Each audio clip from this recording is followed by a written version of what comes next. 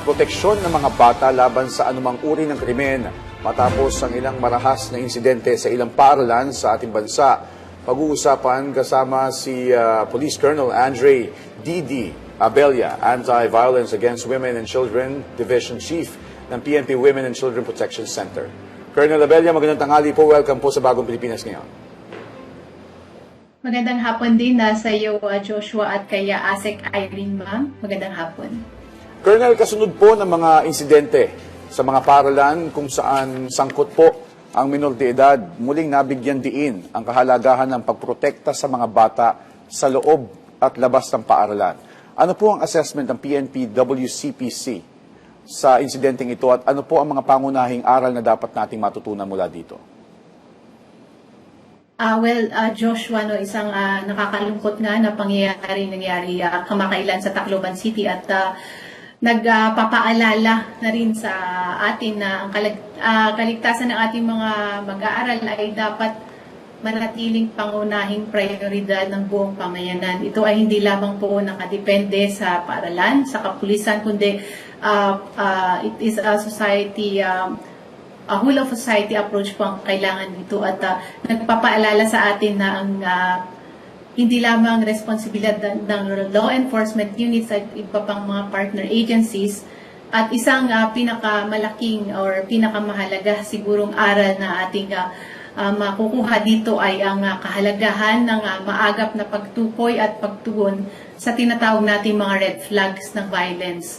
Kaya kailangan ng mas matibay na koordinasyon sa mga paaralan, of course sa mga magulang at yung kapulisan upang agad na matukoy at ma-address sana itong mga warning signs na nakikita lalong-lalo na po sa mga paaralan at magkaroon ng angkop na preventive assessment, emergency preparedness at ang pagbibigay ng psychosocial support kung kinakailangan sa mga batang nagpapakita ng mga ganito mga red flags. Pero ang bottom line pa rin dito, Josh, ay, Ma'am Irene po ay yung tamang paggabay ng mga magulang at ng mga guro sa mga kabataan. At of course, yung paglaganap ng social media at mga online gaming platforms, mahalaga ang iba yung pagpapaalala at patnubay upang maiwasan ang hindi magandang impluwensya ng mga ito sa mga kabataan na Joshua. Colonel Abella, magandang tanghali po. Binigyang din ni Pangulong Ferdinand Marcos Jr. yung pangangailangan na mas maprotektahan yung mga bata laban sa anumang uri ng karahasan. So, papaano po ginagampanan ng PNP WCPC yung direktibang ito sa konkretong mga inisyatibo at mga programa? ASEC Irene, ma'am, bilang pangunahing ahensya ng PNP na nagpapatupad ng batas para sa proteksyon ng mga kababaihan, ang WCPC or ang Women and Children Protection Center ay patuloy nagpapatupad ng mga programa at mga proyekto upang mapalakas pa yung ating ginagawang or ang ating mekanismo para sa proteksyon ng mga bata. Unang-una, pinapalakas po namin ang prevention kasi mas maganda naman po talaga yung maiwasan sana na may mga ganitong mga pangyayari. At ito ay ginagawa po namin sa pamamagitan ng mga information and awareness campaigns sa mga paaralan at komunidad tungkol sa child protection, sa bullying, sa online sexual abuse and exploitation of children na rin at ang iba pang mga issue na kung saan nakakaapekto sa mga kabataan. Ikalawa po ay patuloy din po kaming nagpapalakas ng kakayahan ng aming Women and Children Protection Center at Women and Children Protection Desk investigators upang matiyak natin yung mabilis, sensitibo at child-friendly na pagresponde sa mga ganitong mga klase ng violence at pang-aabuso.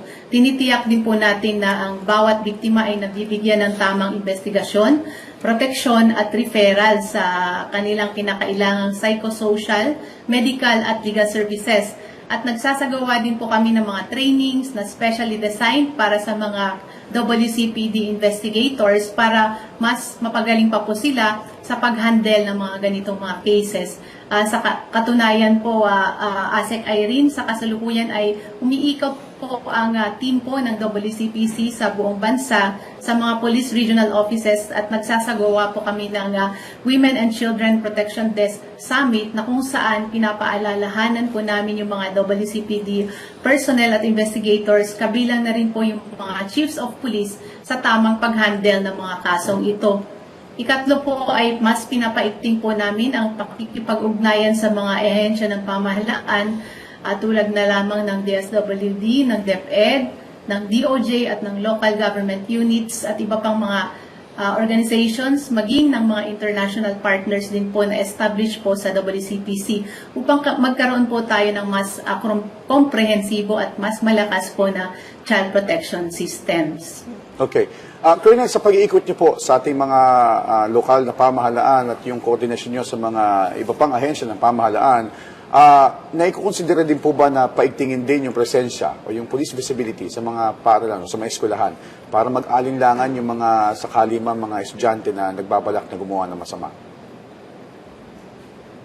Yes, tama ka dyan, Joshua. No? In fact, kamakailan lamang ay naglabas ng direktiba ang Chief ng Philippine National Police, si Police General Melencio Nartates Jr. ng direktiba na sa mga PNP units, PNP commanders na makipag-ugnayan sa mga eskwelahan sa kanilang mga nasasakupan at magpadala or mag-deploy ng mga PNP personnel para masiguro ang seguridad at isa pa ay magkaroon ng mas malawak at mas malakas na police visibility sa mga lugar na ito para sa ganun ay mag-serve pa ito na isang deterrent sa mga kabataan na may mga pinaplano kung meron pa man po na mga ganitong mga klase ng violence, Joshua. Okay. At sa mga ganito pong insidente kung saan sangkot nga din po ang mga minor de edad mismo, paano po binabalanse ng PNP ang papapatupad ng batas habang isinasaalang-alang yung kanilang kapakanan, karapatan at rehabilitasyon mga batang sangkot? Sa PNP WCPC po, mahalaga po na aware at pinapatupad po namin yung tinatawag na protection pa rin sa mga kabataan, whether they are the victims, biktima man po sila, or sila po yung mga perpetrator na ating matawag. So, prinsipyo po na pinapatupad po ng WCPC na bawat bata kahit sangkot po sa isang insidente, maging biktima, saksi o tinatawag nating child in conflict with the law ay trinatrato po natin ng naayon sa batas at may paggalang po sa kanilang karapatan at dignidad. At ito po ang pinapatupad po natin sa pamagitan po ng Republic Act 9344 or ang Juvenile Justice Welfare Act na kung saan ang layunin nito ay hindi lamang naman papanagutin ang mga nagawang paglabag, kundi tiyakin na ang mga kabataang ito ay mabigyan din ng pagkakataong maituwid ang kanilang mga pagkakamali at maibalik at ma-rehabilitate at maibalik sila sa kanilang komunidad na mas maayos at hindi na po uulit ng mga ganitong mga violence or yung mga illegal na gawain na Joshua. Yes, Colonel, isa po sa mga nakikitang hamon ay yung pagtukoy kung may mga warning signs bago pa mangyari ang isang insidente. Sa PNP WCPC, ano po sa tingin nyo ang papel ng pamilya, ng paaralan at komunidad sa maagang pagkilala sa mga batang maaring nangangailangan nga ng intervention? Well, yes, Ma'am ASEC Irene, napakahalaga po talaga ng role or yung obligation or responsibility ng bawat isa sa mga sektor na ito. Mag-umpisa po tayo sa pamilya. Dito po namumulat ang bawat bata sa tamang asal at kaya nga po napakahalaga po ng role ng mga magulang upang siguraduhin na ang kanilang mga anak ay magabayan at of course yung makita po or makapansin ng mga pagbabago sa pag-uugali ng kanilang anak tulad na lamang ng halimbawa hindi naman siya dating gustong nag-iisa pero ngayon gusto na lang laging nag-iisa or nasa loob palagi siya ng kanyang kwarto or yung agresibong asal or madalas pagliban sa school or pagkawala ng interest sa mga dati niyang kinahihiligan or labis na pagkahumaling sa mga mararahas na mga content sa internet. At kaya nga po, kailangan po ng bukas na komunikasyon na dapat pong i-maintain ng mga gulang sa kanilang mga anak at tamang paggabay po upang maagapan ang anumang klase ng problem or violence po na pwede pong mangyari. Sa mga schools naman po, mahalaga din po maging mapagmatsyag ang ating mga teachers, ang iba pang mga empleyado po sa paaralan at mga guidance counselors sa mga warning signs. Example po ng emotional distress, yung mga simpleng bullying po ay pwede pong hindi po dapat ito wawalang bahala kasi pwede po maging spark or pwede po maging rason ito upang magkaroon pa ng mas malaking problema. Of course, nandyan din po yung social isolation or yung hindi po nakikipag-mingle sa ibang mga bata at iba pang mga pagbabago sa asal ng mga mag-aaral. At ang agarang pagbibigay ng counseling dapat po at referrals sa mga nararapat na ahensya ay makakatulong upang maiwasan ang paglaki or pag-worsen po ng ganitong sitwasyon. At sa komunidad naman po, ang mga barangay officials, lalong-lalo, mga youth leaders, at iba pang mga sektor sa ating lipunan ay maring magsilbing kasama po natin or katuwang sa pag-uulat or pag-report ng mga insidenteng nangangailangan ng agarang atensyon. Lalong-lalo na po when it comes to ito nga po yung mga wayward behavior ng mga kabataan. At sa amin po, sa WCPC, patuloy po kaming nakikipagtulungan sa iba't ibang mga ahensya at hanggang po sa lokal na pamahalaan at sa pamilya din po para po ma-erase yung kanilang awareness na napaka-importante po ang role po ng bawat isa sa mga ito para maiwasan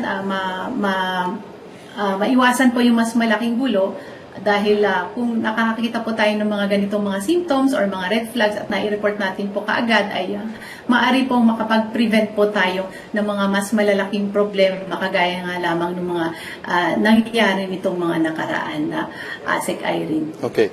Colonel Abella, ang karaniwan po o yung mga point of view ng mga kabataan ngayon ay yung katwiran nila na okay lang, hindi naman ako makukulong dahil bata pa ako. At yung kanilang kinakaharap na peer pressure at bullying sa eskwelahan. Pakipaliwanag po para mas maintindihan ng ating mga magulang din na nakatutok sa atin ngayon. Paano po ba yung proseso? Halimbawa yung bata, paano pag nagsumbong na siya binubuli, nagsumbong sa guro, paano po yung intervention ng PNP WCPC pagdating po sa ganong kaso?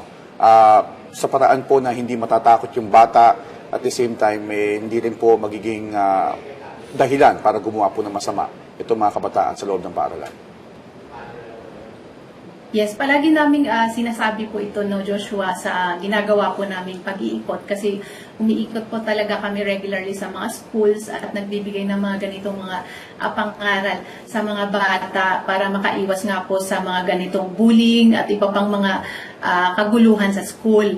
Well, binibigay po natin sa mga schools yung paunang response po sana, lalong-lalo na po sana kung hindi pa ito yung nag-escalate or hindi ito yung mga kailangan na po ng police interventions, kagaya lamang ng simpleng pag-aaway, na wala namang pong nasaktan or yung mga subtle forms of bullying na ang school po dapat yung makapansin at sila po yung dapat na unang mag-address nitong issues na mga ito. Kaya nga po palagi din po namin kinakausap yung mga school administrators at mga teachers na yung mga simpleng, kaya sabihin mo na simpleng away ay hindi po nila dapat ito walang bahala. Kasi nga po, pwede itong maging cause or pwede itong mag-worsen ng iba pang mga incidents na hindi na natin gugustuhin dahil mas worse na ito. At kaya nga po, kailangan doon pa lang po, sabi nga natin, doon pa lang po sa stage na yun ay dapat pong bigyan po natin ng kaukulang intervention. So, ang pulis po ay pumapasok po kapag yung incident na po ay kailangan nga po ng police action or investigation, kagaya ng kapag mayroong na pong na-injure, mayroong na pong nasaktan, pero hindi po ibig sabihin na hindi po tayo nag-extend ng assistance kahit sa stage po na yun. Ang ginagawa po natin, nagkakandak po tayo ng mga proactive measures like yung nga po yung pagkakausap or yung pagkakandak ng mga lectures sa mga bata at sa mga pati na rin sa mga teachers po na sa importance po ng pagiging mapagmatsyag, no? Marunong tayo dapat makakita mga telltale signs na may mga inabuso or may mga batang na nabubuli na po. So, yun po yung lagi naming panawagan sa mga schools na sana po ay maging mas responsive, if I may, or mas sensitive sila sa mga ganitong mga incidents. At huwag po sana nilang ipagwalang bahala na parang normal na away bata lang po yun dahil nakita naman po natin nitong mga nakaraan talagang hindi naman ito talagang agad-agad na full-blown na ganun yung incident, kundi may mga nangyari pa nung una. Kaya nagkaroon ng escalation at naging ganito, naging serious na po yung mga incidents na nangyari, Joshua. Yes, Colonel, nabanggit niyo po na pumapasok po yung kapulisan kapag kinakailangan na o nangangailangan na ng police action o kapag may mga investigation na po na dapat isagawa. Pero paano naman din po tumutulong ang PNP-WCPC na tingnan din o matutukan din yung mga ibang mga pangangailangan kagaya ng psychosocial needs ng mga batang naging biktima at gayon din po yung mga perpetrators o naging sangkot sa krimen? Well, yes po, once po, ASIC Irene ma'am, no, na nandito po sa amin na yung case ay doon na po pumapasok yung pag-apply po namin ng trauma-informed interviews at saka yung victim-centered na treatment po sa mga bata. And of course, holistic po kasi yung ginagawa namin na pag-receive, once that we receive po yung whether victim po or yung perpetrator ay sinisigurado po namin na yung mga ibang mga needs po, hindi lang po for investigation talaga, kundi kaya nga po meron po kaming established na child-friendly room sa lahat ng mga WCPD offices po nationwide at saka interview room po dahil hindi po namin pwedeng pilitin na matapos yung investigation kung hindi pa po ready yung bata. So, ang ginagawa po namin initially ay initial interview pero ina-assess din po namin kung kailangan po niya ng ibang mga services like baka kailangan niya ng medical attention po muna o kaya psychosocial or assessment. So, nire-refer po namin to sa mga, and of course, yung napaka-importante po yung presence po ng social worker talaga. So, ito po yung isa sa mga actions po na ginagawa namin once that a child, we become in contact with a child, whether he or she is a victim or a perpetrator of an offense.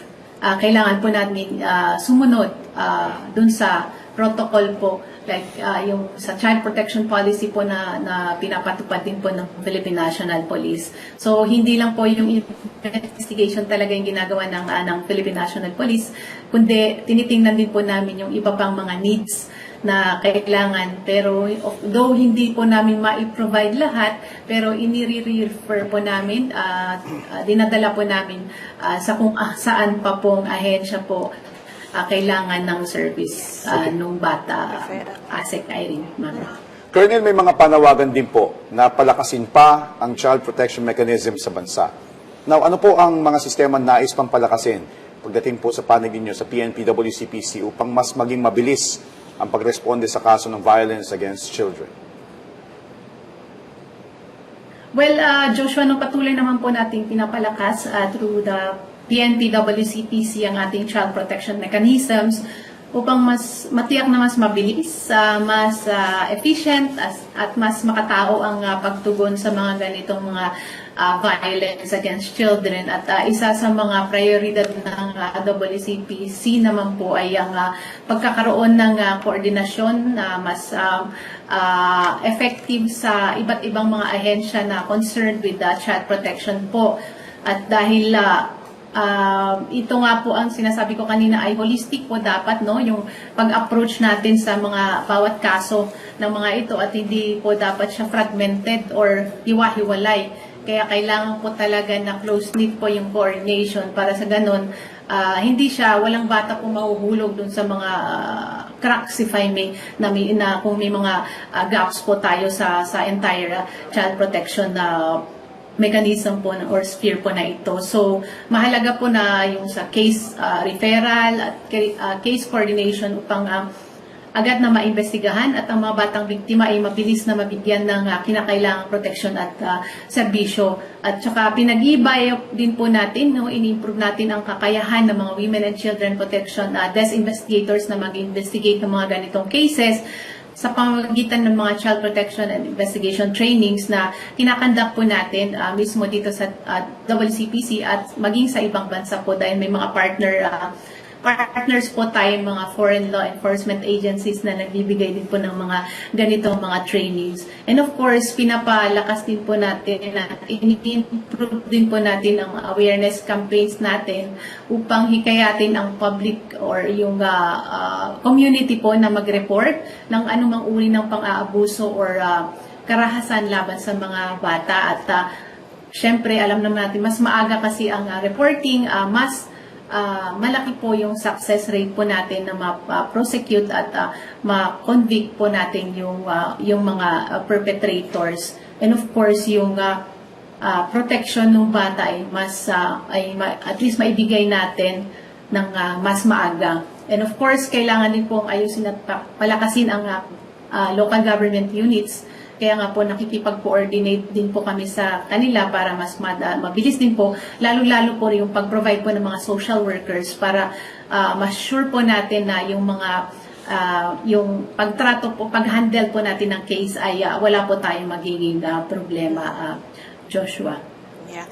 Colonel, napakahalaga po ng mga child protection measures ng PNP WCPC na inyo pong ibinahagi ngayong tanghali. Hingin na lang po namin ang inyong mensahe para sa mga magulang, sa mga guro at community members upang sama-sama natin na mapalakas ang sistema ng proteksyon sa ating mga kabataan. Well, sa mga magulang, napakalaki po talaga ng role gampanin sa inyong mga anak. Marami man po tayong tinitingnan ng mga external factors kung bakit may mga ganitong mga incidents na nangyayari. Pero pangunahin pa rin po talaga na dahilan ay yung kawalan po ng tamang paggabay at pangaral sa mga bata. Kaya nga po palagi pa ulit-ulit po tayo sa basic kung saan po nag-uumpisa ay dun po talaga sa mga magulang, sa family po. Of course, kailangan, sabi ko nga kanina, bukas po dapat ang communication at maging observant, maging concerned po kayo sa mga araw-araw na ginagawa ng inyong mga anak para at least kung may mga makita po kayong mga telltale signs or mga red flags na ito ay mas maaga niyo pong mai-report para maiwasan po yung mga mas serious pa na pwedeng mangyari. Sa mga guro po naman, of course, nagpapasalamat din naman tayo sa paggabay nila sa mga mag-aaral nila. Pero mas maganda pa din po sana kung mas mapagmatsyag po sana sila sa mga ganitong mga nangangailangan ng tulong at wag mag-atubiling i-report po sana kung nakikita po nila na kailangan na po ng police intervention. Pero at their level, malaki po talaga yung magagawa nila kapag yung isang maliit na bagay ay na-address kaagad ay hindi na po, maiwasan na po na ito ay lalaki. And of course, sa mga barangay, sa community leaders at bawat mamamayan na rin, hinikayat namin kayong maging aktibo, no, nakatuwang sa pagprotekta sa mga bata at huwag po nating ipagwalang bahala ang anumang uri ng pang-abuso, pananakot, or karahasan.